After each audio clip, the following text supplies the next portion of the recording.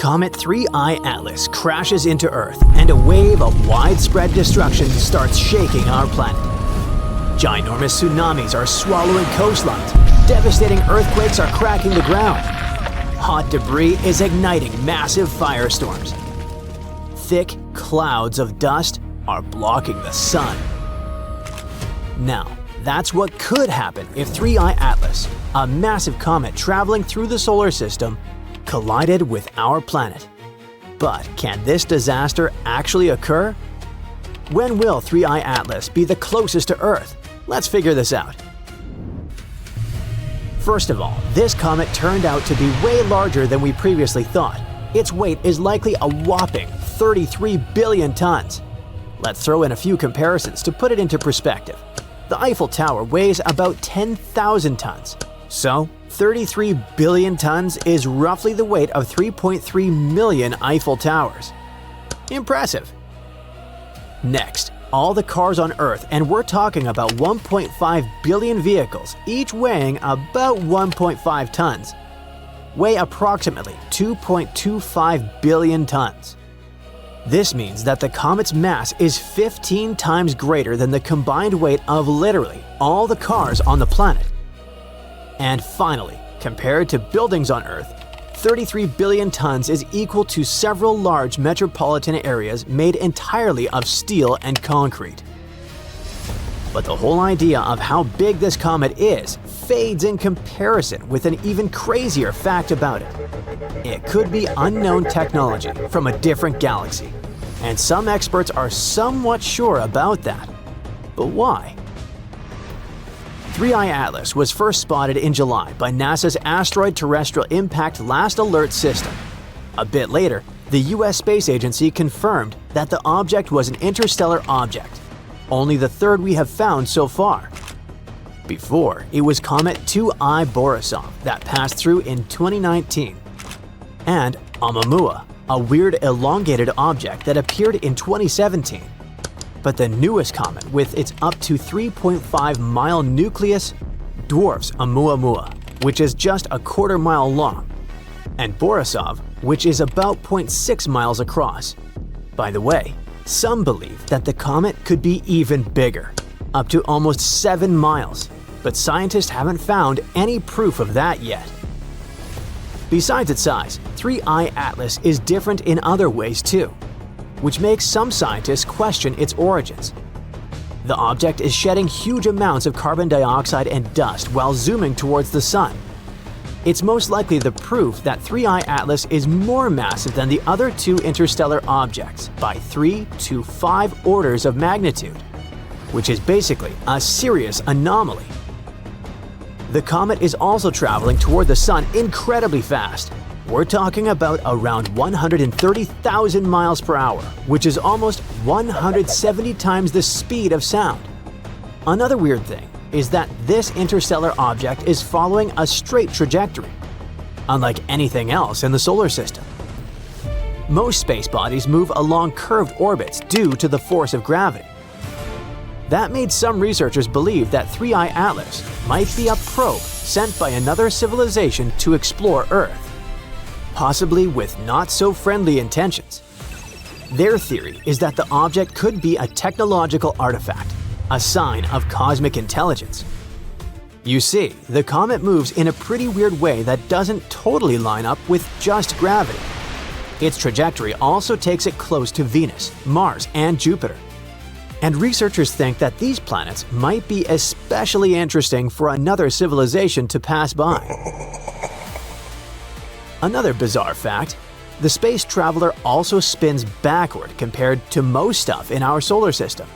This might be necessary to make it easier for 3I Atlas to get near Earth without much resistance. Some scientists think the comet's odd spin and flight path could help whoever or whatever made it take super precise measurements of the planets, things like their orbits and sizes, to plan a perfect route through the solar system.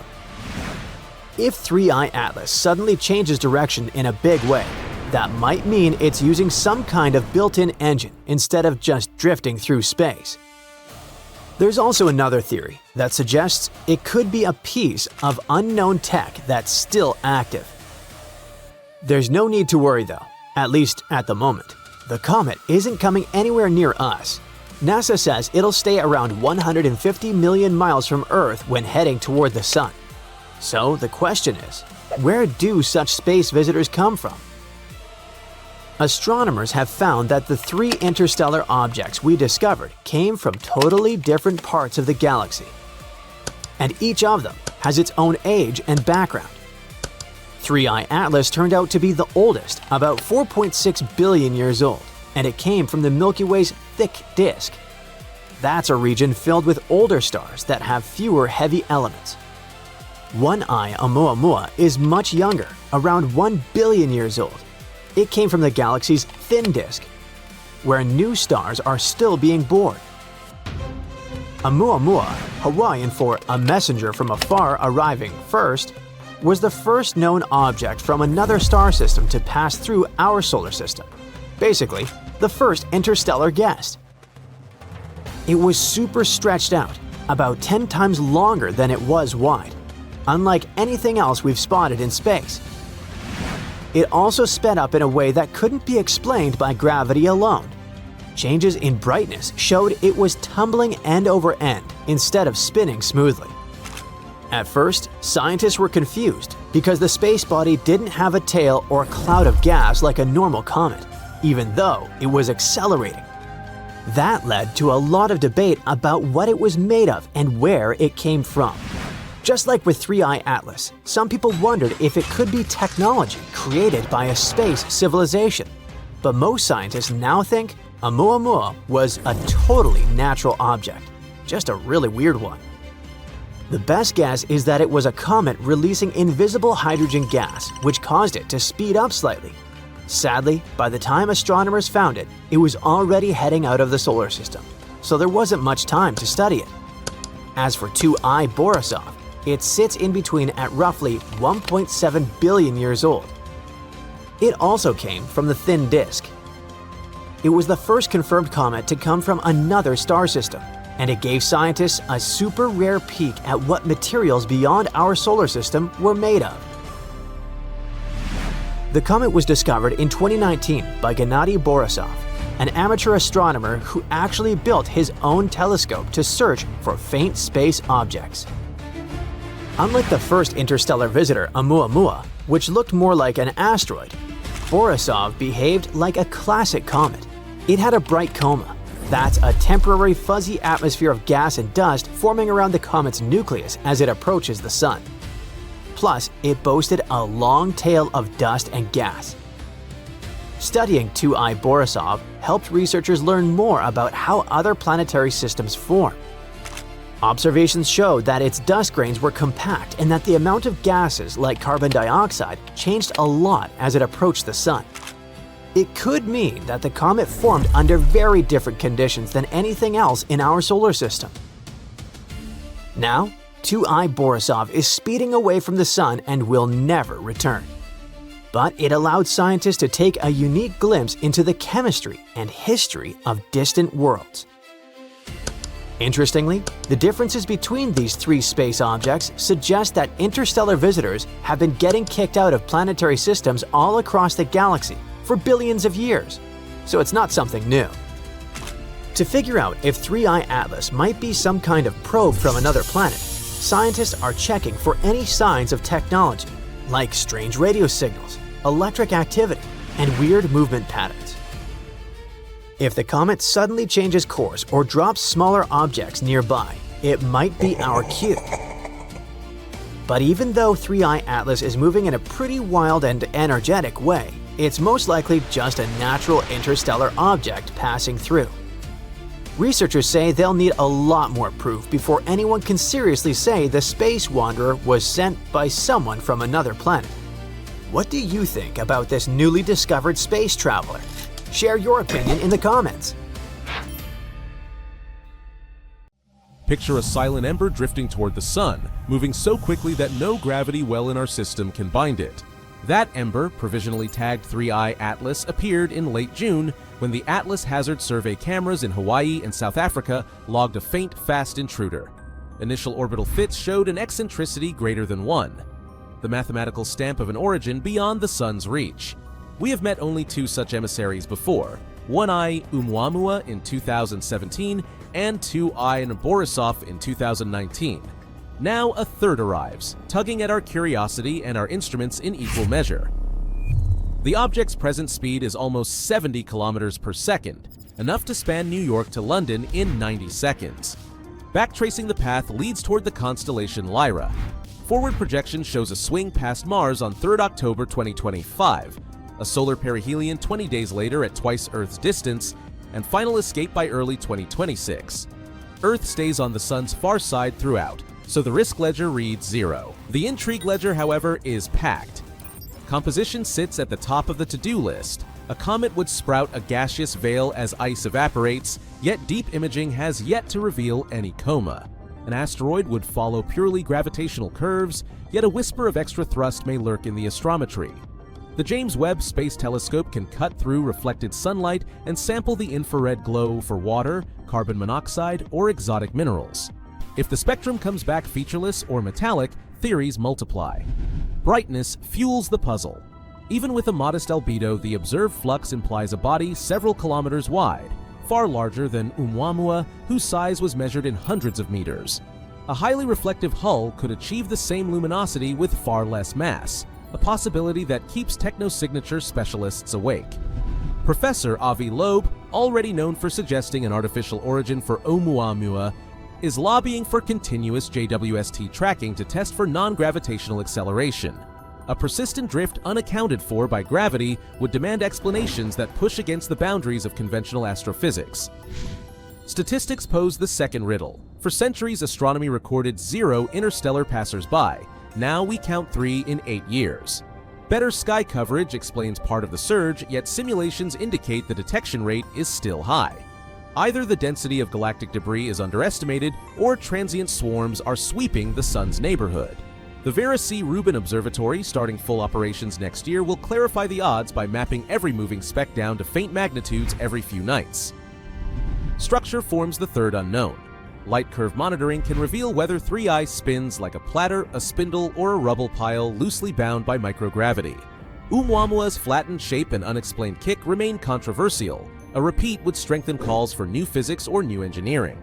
Rapid tumbling might indicate past collisions, freshly exposed ice, or even deliberate attitude control. That opportunity extends well beyond the object itself.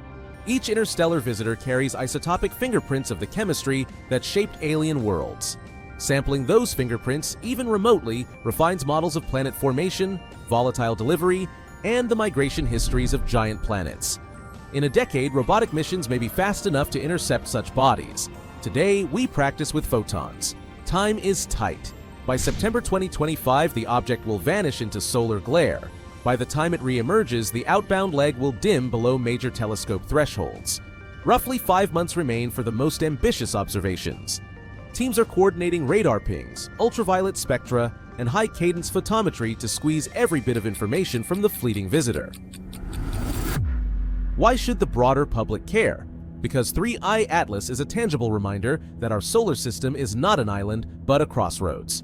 Somewhere, an unknown star flung this body into the dark, perhaps through a near miss with a giant planet, perhaps through a cataclysmic collapse of a binary pair. After wandering for millions of years, it has brushed past our doorstep, offering a message in a bottle. The galaxy is bustling, and we are part of that bustle. Whether the newcomer proves to be ice, rock, metal, or something unprecedented, its brief appearance renews a sense of frontier. Sky surveys sharpen, theories adapt, curiosity deepens. The next discovery may come sooner than anyone expects, and when it does, the groundwork laid today will allow us to read its story more clearly. For now, astronomers chase a streak of light across CCD frames, and every clear night might deliver a clue that rewrites chapters on planetary science, or adds a footnote to the search for artifacts among the stars. In either case, the sky is not done surprising us. Origin scenarios abound. Some simulations eject 3I from a nascent planetary system after a close brush with a giant planet, while others invoke a crowded stellar nursery where passing stars fling debris across interstellar lanes. Whatever the trigger, the body has drifted for perhaps tens of millions of years, carrying the isotopic signature of an alien chemistry lab. Radio arrays will also listen for narrow-band emissions, more out of thoroughness than expectation. After Oumuamua, techno-signature protocols are standard. Scan, archive, move on, unless a signal repeats. Looking ahead, Rubin's legacy survey of space and time should uncover several interstellar objects every year, identified early enough to permit rapid robotic flybys. Concepts under study at multiple space agencies outline launch-on-alert missions that could sample surface dust or even return grains to Earth. Each discovery thus acts as rehearsal for the day we chase one down in person. Whether the outcome is ordinary or transformative, the chase itself pushes instruments, sharpens global teamwork, and teaches the next generation to aim beyond yesterday's limits. Now imagine something so powerful that it could rip the atoms of your body apart in a fraction of a second. Ow! This something is soundlessly dashing through space, not extinct, not alive, stuck in between. If this terrifying monster were moving towards Earth, we'd be doomed. So, is it? Astronomers have found a fast and powerful space object zooming through our home Milky Way galaxy at over 110,000 miles per hour. That's faster than any rocket we've ever made. This bizarre space object got its name of a zombie star, all because it's the leftover part of a star that passed away a long time ago, but is still moving. This zombie star is a kind of an object called a magnetar, a super small, super heavy ball about the size of a city but heavier than the Sun. That makes it one of the densest objects in space. Only black holes are denser. Hey, let's not forget about me, huh? Magnetars also have an incredibly strong magnetic field. The one our zombie guy has is 100 trillion times stronger than Earth's. That's so strong that if the magnetar came close to Earth, it could wipe out every credit card on the planet just from its magnetism, and we couldn't shop anymore. Plus, if a person got too close to a magnetar, like 600 miles or so, it could pull their very atoms apart, and they couldn't shop anymore. Luckily, this magnetar is very far away and not coming near us. When it was first discovered, it was about 15,000 light-years away from Earth. That's a huge distance, so you don't get to worry about your atoms being disconnected yet. Astronomers first spotted the zombie magnetar in 2008. And since only about 30 magnetars are known in our galaxy, it was a lucky and rare find. Scientists use space telescopes like Hubble and Gaia to watch it over time. That's how they discovered it was moving much faster than they thought. Now, astronomers are trying to figure out how this zombie star got such a big kick. At first, they thought that, like most magnetars, this one was born when a giant star exploded in a supernova and the leftover core became a super-dense neutron star. According to their theory, it could have happened near something called supernova remnant HB9. That would make sense since most magnetars are created this way. But when they tracked its movement, they found that the zombie star was moving too fast and going in the wrong direction to have come from HB9. They traced its path thousands of years into the past and still couldn't find any exploding star or star cluster it could have come from. This means scientists now have one more mystery on their hands. Where did this zombie star come from, and how was it made? One explanation is that it came from a white dwarf, which is the leftover core of a smaller star like our Sun after it runs out of fuel. Now normally, when white dwarfs explode, they're destroyed completely. But in rare situations, instead of blowing apart, a white dwarf might collapse into itself and turn into a neutron star. This neutron star could then become a magnetar. This unusual way of forming a magnetar also gives clues about another mystery: fast radio bursts, or FRBs. These are very quick and powerful flashes of radio energy from deep space. Some FRBs come from galaxies that are so old there shouldn't be any exploding stars left. But if magnetars can be born from collapsing white dwarfs, that might explain how those FRBs are still happening. In any case, learning how magnetars form could help us explain many strange and powerful events we see across the universe. But so far, the investigation is still on, and no answers have been found yet. Zombie stars wandering across the universe isn't the only mystery we haven't solved yet. At one point, you might come across one of them while traveling through the cosmos. It looks like nothing. At a distance of 700 million light-years away from Earth, there's a hole, a blank void that has very few galaxies. This is a roughly spherical region about 330 million light-years across. Our home Milky Way galaxy could fit there thousands of times over. It's the mysterious Bode's void in the constellation of Bodes. Yeah, makes sense. You see, galaxies look like a giant web. Most of them are parts of long structures called filaments. Those wind through the cosmos, and when they meet, they form regions with a high concentration of galaxies. These regions are what we know as galaxy clusters. But between these clusters and threads, there are huge, empty voids that hardly contain any galaxies. Such voids make up almost 80% of the observable universe, and most of them are huge, from 30 to 300 million light-years wide. The Bode's void is one of the most massive ones. It has even earned the title of supervoid. Astronomers think it might be the result of a few smaller voids merging. But what could have caused such giant empty areas to appear in the first place? The reason might lie in the origin of the universe. In its early days, I wasn't around then, all the matter in the universe was packed together quite tightly. Astronomers even thought it was something like a uniform soup. But soon, random quantum fluctuations started disturbing this matter. Some areas became denser, and their gravitational pull became stronger. They began stealing matter from less dense regions. This made such areas even denser, and they kept attracting more and more matter. At the same time, smaller clumps of matter started drifting further away from the center, forming galaxies. If you visited a star cluster called Palomar 5, you'd forget all about voids and supervoids and even zombie stars. Instead, you'd need to concentrate on surviving, since the region is hiding a swarm of over 100 black holes right in the middle. And those black holes aren't just sitting there, they're at work, shaping the cluster nonstop. Palomar 5 is a group of stars located about 80,000 light-years away from us. Normally, clusters like this are dense and tightly packed, with stars all bunched up together. But Palomar 5 is different. It's spread out and has a huge tail of stars, stretching across 30,000 light-years. This beautiful tail is called a tidal stream. It's like the stars are spilling out of the cluster, creating a long river of light. Tidal streams like this are rare and hard to study. Globular clusters like this one are super old. Some are almost as old as the universe itself. But Palomar 5 also stands out because it's the only cluster we know about that still has a tidal stream attached to it. And the black holes inside the cluster might be to blame. They're pulling on the stars in the cluster, messing with their orbits, and slingshotting them right out of the cluster. Or would that be slingshooting? I don't know. Anyway, these stars are what make up the tidal stream. Over time, more and more stars get flung out. Palomar 5 has way more black holes than expected.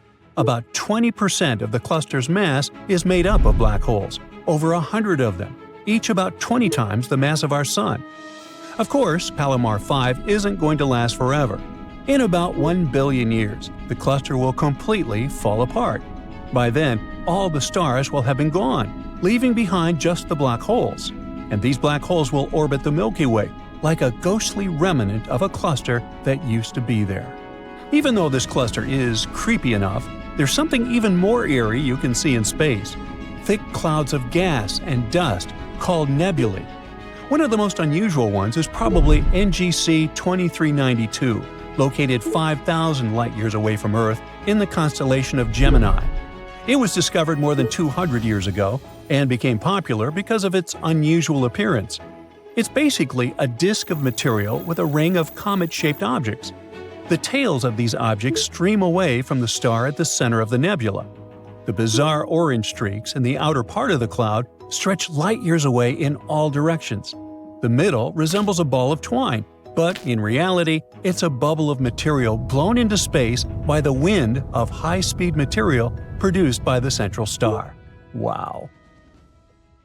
You're standing next to a huge floor-to-ceiling window of the spaceship/wandering city you've been calling your home for a dozen years, along with a few hundred other people.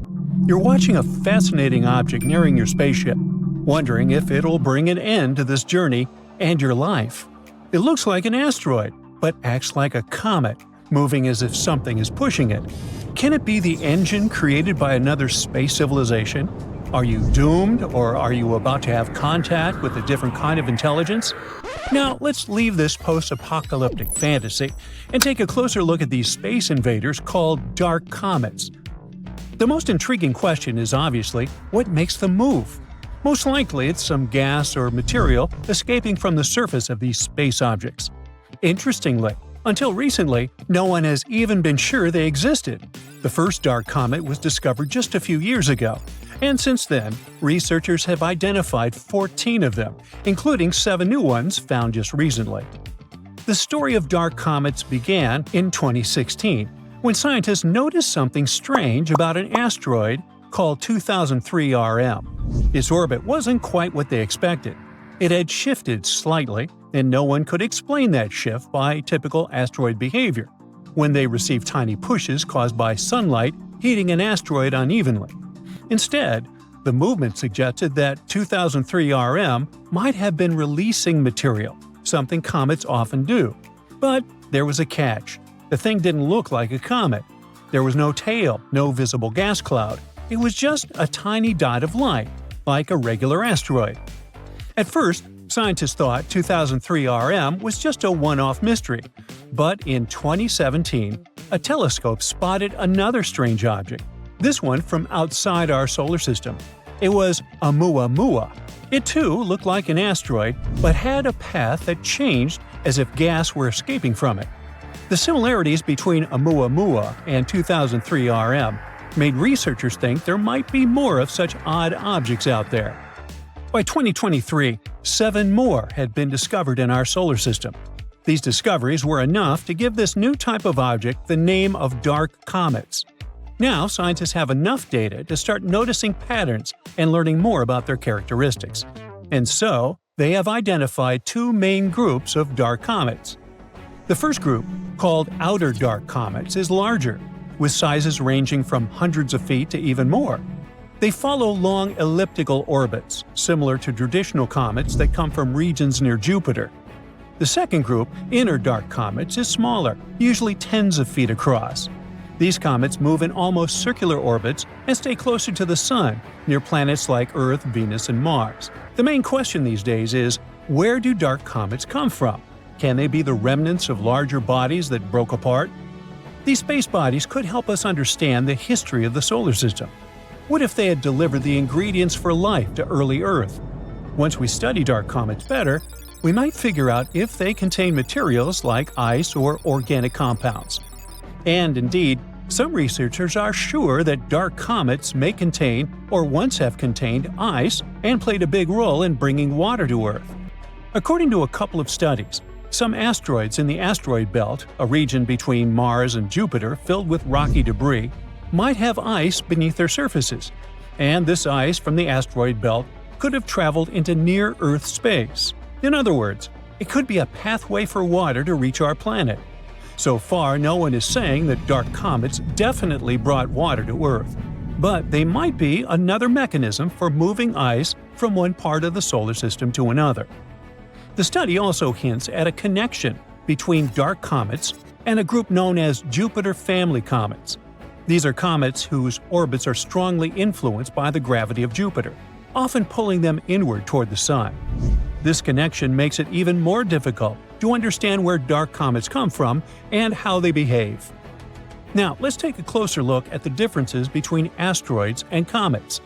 Traditional asteroids are rocky bodies that orbit relatively close to the Sun, typically within the ice line. This region is so close to the Sun that any ice on an asteroid's surface would turn directly from a solid into a gas, leaving behind only rock. Comets, in turn, are icy bodies that form farther from the Sun. When they approach the inner solar system, their ice starts turning from a solid to a gas tube, creating a visible cloud called a coma or a tail while releasing dust and gas. Dark comets blur these definitions. They appear as rocky asteroid objects without a coma or tail, but they have behavior typical of comets, and that's small non-gravitational accelerations. These accelerations occur when ice turns into gas, giving the object a slight push. After analyzing 7 known dark comets, Astronomers estimated that between 0.5% and 60% of all near-Earth objects might belong to this mysterious category. And since dark comets likely come from the asteroid belt, ice is likely to exist even in the regions of the belt previously thought to be too warm. Now, near-Earth objects, like dark comets, don't stay in the same orbit forever. The near-Earth environment is unstable, and objects typically remain there for about 10 million years. Since the solar system is over 4.5 billion years old, this means that new near-Earth objects must constantly replace those that are lost. Now, astronomers have used computer models to simulate the movement of objects under the influence of non-gravitational accelerations. They've traced the paths of these objects over a span of 100,000 years and discovered that many ended up in the same regions where we find dark comets today. Now, do you remember that space rock 2003 RM, which was the first to be called a dark comet? Well, it provided a particularly interesting clue. Its elliptical orbit brings it close to Earth, then out near Jupiter, before returning to Earth again. This trajectory matches what scientists would expect from a Jupiter family comet, an object that was likely knocked inward from its original orbit. Most of the other dark comets studied, however, seem to have come from the inner regions of the asteroid belt, closer to Mars. Dark comets are often small and spin rapidly. Astronomers often describe them as dirty ice cubes, all because these objects are a mix of rock and ice, and when they cross the ice line, their ice begins to turn into gas. This process not only causes those small non-gravitational accelerations, but also increases their spin rate. And the faster these objects spin, the easier they can break apart into smaller fragments. The pieces that break off also have ice, and as they spin faster and faster, they break into even smaller pieces. This process continues until you're left with very small, fast-spinning objects. This cycle of fragmentation helps explain why dark comets are often so tiny. But it could also mean there are more of them than we currently know about. The dark comet research provides new insights into the distribution of ice in the solar system and its potential pathways into the near-Earth environment. It also raises intriguing questions. For example, how much ice remains hidden in the asteroid belt? Or could dark comets have played a role in delivering water or organic materials to Earth? One of the most important points is that dark comets may represent a significant part of near-Earth objects. If it turns out to be true, it could mean that our understanding of the population of near-Earth objects and their potential risks for our planet is far from complete. The processes shaping dark comets, from sublimation to fragmentation, could be a major factor in the evolution of icy bodies throughout the solar system. Luckily, these days, scientists have an opportunity to combine advanced modeling with observations, which can eventually shed light on that very elusive class of objects that could have clues to the history of water and life on Earth. Our solar system is full of mysterious objects that come from, well, everywhere.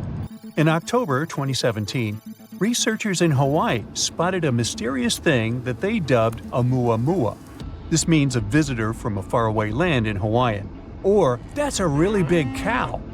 It followed an escape orbit. It literally escaped from its planet's gravitational pull, like throwing a ball into space, never to return.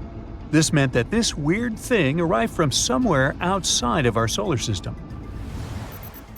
There were tons of theories about what it was, from a simple asteroid to an extraterrestrial spacecraft. Scientists even thought it was a chunk of nitrogen ice from a Pluto-like planet. Its strange shape only added to the mystery. The big changes in the light curves showed that this thing could be either elongated like a tube or more flat like a pancake. This thing was unlike anything we've seen before. Oumuamua didn't behave exactly like a comet or an asteroid. Comets are icy and form bright tails when they pass near the sun, while asteroids are basically just rocks and don't form tails. Oumuamua has no tail and doesn't release gas, like me. But it's not your average rock either. Its surface is very shiny, almost like polished metal. When it passed by the sun, it sped up, like it had a rocket on it. And it wasn't the sun's gravity that gave Oumuamua the sudden boost. Scientists aren't sure what caused it. So what in the world was that thing? After years of study, Scientists now think that Oumuamua is probably a comet with frozen hydrogen on its surface. This hydrogen reacted with sunlight, speeding up the comet and changing its path. Oumuamua likely got all that hydrogen from being exposed to tons of cosmic rays for a long time. It got some nice red tint from them as well. Oumuamua was a visitor from a young, chaotic solar system where collisions and migrations happen all the time. Such systems often toss many small objects around. It might have been pushed out by a planet like Jupiter, whose gravity is so insanely strong that it can fling huge things into outer space. The same thing often happens with comets here. Oumuamua already left our solar system, although similar objects visit us sometimes, about once per year. To learn more about these mysterious guests, astronomers plan to send a probe to chase Oumuamua. We'll use Earth's and Jupiter's orbits to slingshot it fast enough to catch up with the comet. But some of the unexpected visitors stayed a bit longer. In October 2019, NASA's Hubble Space Telescope took a picture of a bluish comet trailing dust and gas. It was already in the solar system at the time, around 260 million miles away from Earth, somewhere between Mars and Jupiter. We saw the glowing dust surrounding it, but we couldn't yet see its nucleus since it's way too small. Well, small is relative here. The thing is about 3,200 feet across, which is like the length of 9 football fields. In March 2020, Hubble images showed that a small fragment of the comet broke away from the nucleus. That means that the comet is very active, unlike Oumuamua. As we observed it further, we found that the nucleus is a loose mix of ice and dust particles. Its surface is also very similar to others, with rough areas and smooth blankets of icy, dusty debris. The comet was discovered by an amateur astronomer, Gennady Borisov, so it got the name Comet 2I Borisov. Congratulations! Scientists quickly confirmed it came to us from outside our solar system. And this thing sure was an enthusiastic tourist. It traveled at a breakneck speed of about 110,000 miles per hour. That's fast enough to circle the Earth 4 times in just 1 hour. This visit was fascinating for several reasons. Most comets in our solar system come from the Kuiper Belt or the Oort cloud. The Kuiper Belt is a region of space beyond the orbit of Neptune. It's like a big, distant ring around the Sun, filled with many small, icy objects. All of them are ancient leftover pieces from the time when our solar system was still very young. The Oort cloud is much farther. It's like a giant bubble around the solar system, also filled with super old icy objects. Most long-period comets come from there. But where did the comet 2I Borisov come from? We still don't know for sure. Scientists say that it likely formed in another star system, which could be either younger or older than our solar system. Would be weird if there was a third option, NASA. Anyway, it might have been kicked out from its home system, just like Oumuamua. Although Comet 2I Borisov is too small to hold on to its own atmosphere, it developed a coma when it approached the Sun. Now, coma is a funny name for that beautiful glowing cloud of gas and dust that surrounds the comet's nucleus. It forms when the Sun's heat causes the comet's ice to vaporize, releasing dust and gas into space. This one was friendlier than Oumuamua and gave us some more time to study it. As a result, we learned more about its cool, unique traits. For example, it had never interacted with another star. But, unfortunately, Borisov had to leave too. Now it's on a path that will take it back into interstellar space. However, there are many more visitors to come, and you might have heard of this one. The Great Comet of 1996. That's what we call the comet Hyakutake. It was also named after the astronomer who discovered it, Yuji Hyakutake. In a beautiful coincidence, it was discovered on New Year's Eve. On March 25, 1996, this thing passed by incredibly close to Earth, only about 0.1 astronomical units away, a bit farther than the Moon. It passed over the North Pole. This made it one of the closest comet encounters in 200 years. It was visible worldwide, and it looked very bright and beautiful in the sky, stretching out widely. And it didn't stay for one night only. It got more and more visible during March, becoming one of the brightest objects in the night sky by the end of the month. The comet only fully faded by the end of May. It's a long-period comet, which means it takes hundreds of years to orbit the Sun. The last time it visited was about 17,000 years ago, and now its orbital period increased to 70,000 years. But don't be upset, there are other comets that will brighten our days and nights. Besides, some space objects prefer to stay around for longer. Now, there's this asteroid with a multisyllabic name that, to pronounce, is above my pay grade. This name in Hawaiian means the mischievous one of Jupiter. Luckily, scientists had mercy on us and dubbed it BZ. Hey, speaking for all the other narrators, thank you. It's a small asteroid, only about 1.8 miles in diameter. You can guess from the name that it shares an orbit with Jupiter. But there's a cool catch. The asteroid moves in the opposite direction, which is known as a retrograde orbit. The unusual asteroid was discovered on November 2014. It orbits the Sun for about 11 years and 8 months, sometimes passing inside and outside of Jupiter's orbit. It's been this way for at least 1 million years, and it will remain so for about 1 million more. But why does it move so unusually? BZ might actually be an interstellar immigrant. Perhaps it passed by our solar system about 4.5 billion years ago, around the time when the Sun was just forming. Then it got captured by gravity, but saved its opposite orbit. Or maybe it came from the Oort cloud. Then it could get its weird orbit from the mysterious planet 9, a hypothetical planet that's believed to exist in our solar system far beyond Jupiter. In any case, this asteroid gives us more insight into the history of the solar system and how organic materials can travel to us from outer space. Now, at any given time, there are thousands of objects in our solar system that come from outer space.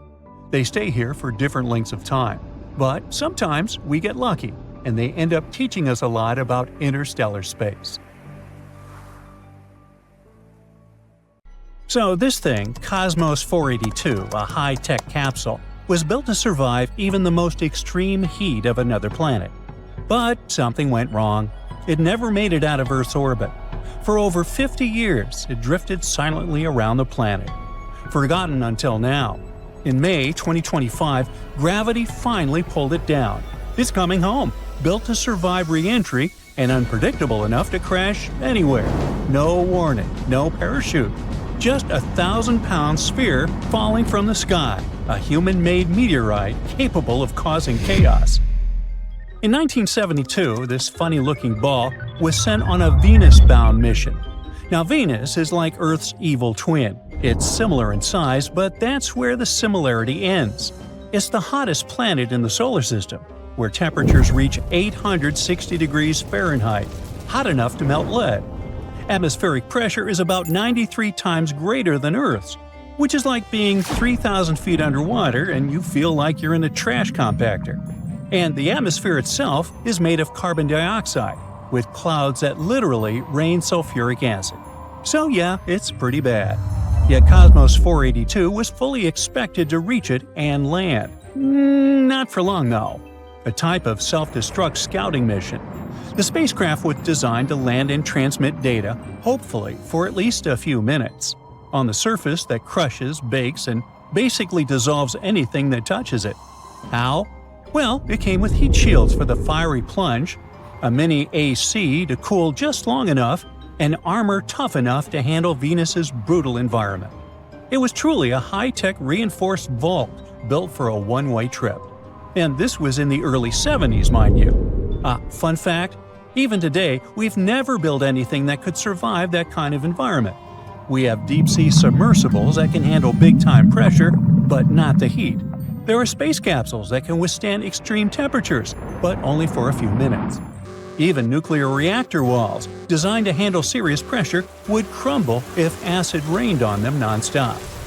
Now, a funny twist of this story is that landing on Venus was already achieved in 1970.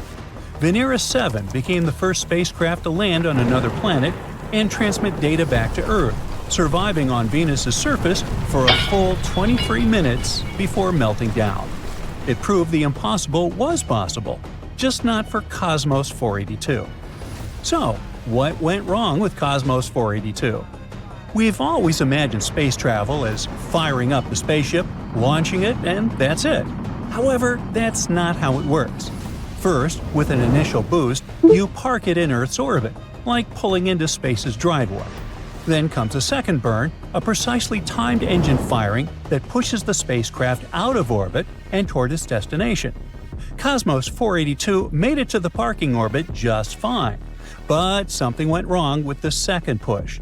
No push means no trip, so instead of heading to Venus, it got stuck circling Earth for the next 50 years. But why does something get stuck orbiting for so long?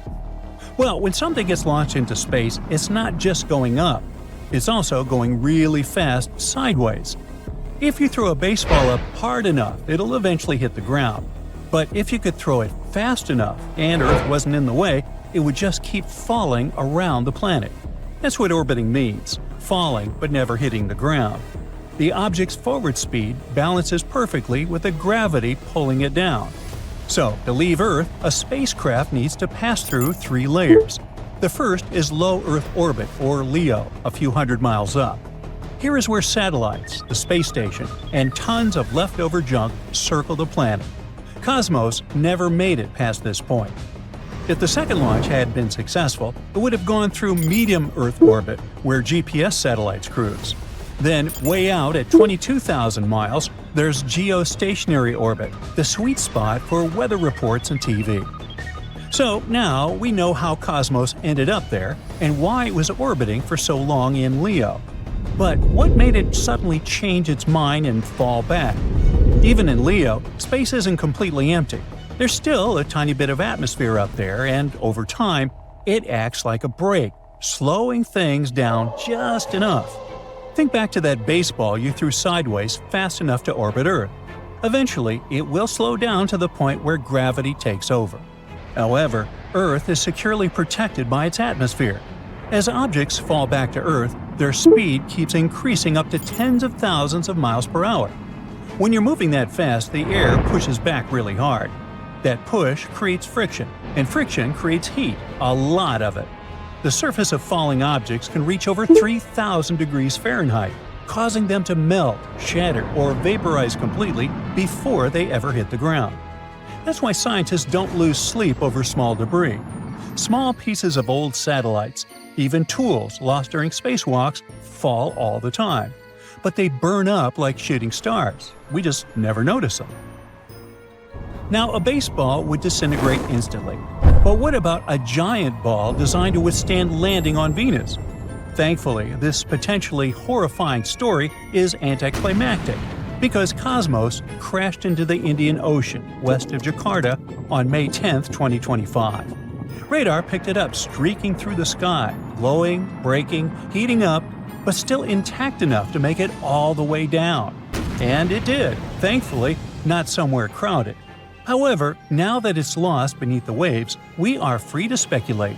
How real was the danger? Could it have fallen into a crowded area? Absolutely. If that 1,000-pound capsule had come down over a city, it could have smashed through rooftops, wrecked cars, or worse, seriously injured someone. And no, there wouldn't have been sirens or alerts.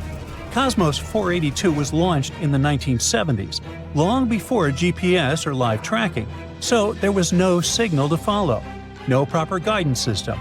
Scientists could only make rough estimates about where it might land, so if it had come down over land, it would have looked like a meteor. Well, the story of Cosmos, with the K, had a happy ending. But it's not the only thing up there that could fall down. As of early 2025, about 11,700 satellites are active. But with roughly 14,900 in orbit, that means over 3,000 are no longer operational. And the space junk keeps piling up. Space tracking systems monitor more than 40,000 objects that are bigger than a softball, such as pieces of old satellites and bits of rockets. Scientists estimate there are over 1 million fragments larger than a half an inch, and more than 100 million smaller bits still floating around. These can't hurt us down on Earth, but most of it clutters LEO, where collisions can generate explosive clouds of debris, damaging satellites and space stations.